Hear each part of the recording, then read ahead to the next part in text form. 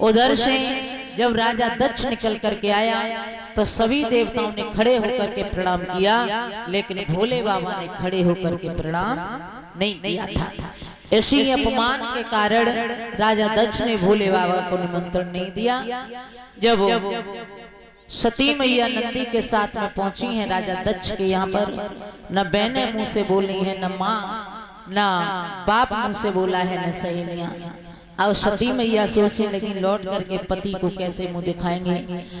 तो बीच हवन कुंड में खड़ी हो गई है, पवन देवता हो है, अग्नि देवता हो, जाकर के कह सको तो मेरे भोले बाबा से कह देना अपने पिता के अन्याय के कारण सती मैया ने अपने प्राणों को त्याग दिया। मैं जब जब और जहां जहां जन्मूं अपने भोले बाबा की अर्धांगिनी बनूं। इधर भक्तों जाकर के नंदी ने बताया भोले बाबा को मैया ने प्राणों को त्याग दिया। जटाओं से एक जटा को फाड़ करके जमीन पर पटका। एक वीरभद्र नाम का दैत्य पैदा हुआ जिसने जाकर के अभन में विघ्न डाल दिया और राजा दक्ष के सर को काट करके भोले बाबा ने बकरे का सर लगा दिया। इस तरीके से भक्तों राजा दक्ष के बकरे का सर इसलिए लगाया क्योंकि राजा दक्ष के अंदर मैं भरी हुई थी और बकरा मैं करता है। इस तरीके से बोलिए आनंद कंद भगवान की।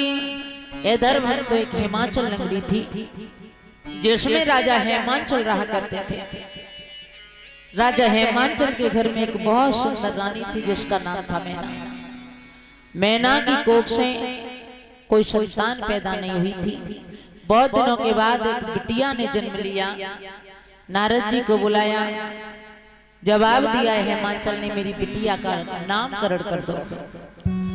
तो जैसे ही नारद जी ने अपनी गोद में बिटिया को लिया, नारद बोले गिरिराज भक्त ये कन्या नहीं भवानी है, खुद आदि शक्ति प्रगटानी है, तेरे भाग्य की निशानी है। तेरे घर में साक्षात भवानी का जन्म हुआ है। जवाब दिया मेरी बिटिया कौन से देश में कौन से राजा के लिए ब्याह करके जाएगी। बोले हैं त्रिलोक पूज्य वर पाएगी, त्रिलोक लली कहलाएगी, पर किसी कारण के द्वारा फक्कड़ को ब्याही जाएगी। ऐसे के साथ में शादी होगी, न शरीर पर कपड़ा होगा, धूनी रमाता होगा। उसी बिटिया का नाम रखा गया था गौरा। गौरा धीमे धीमे बड़ी हुई तो हेमांचल बिटिया के लिए अच्छा सा वर ढूंढने लगे। बिटिया ने कहा अगर हम विवाह करेंगे तो भोले बाबा के साथ में, न विवाह नहीं करेंगे।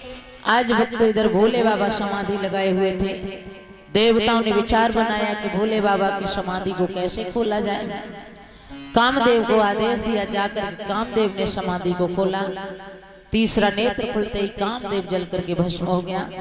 उसके बाद बड़े रीत रिवाज के साथ में भोले बाबा का विवाह गौरा मैया के साथ में हुआ था। बोलिए भोलेनाथ की, वृंदावन बिहारी लाल की। सभी माता बहन भाई बंधु भजन बोले, उसके आगे बहुत सुंदर कथा है।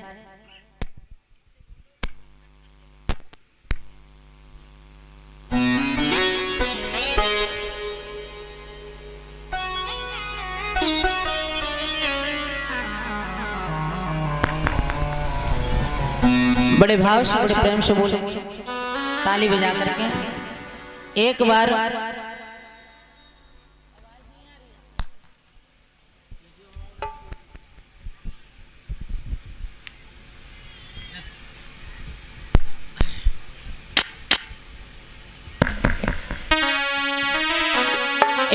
गौरा मैया कह रही थी, आरे अटपरे गई गौरा नारे हो नारे, ओ मेरे भोले चुनरिया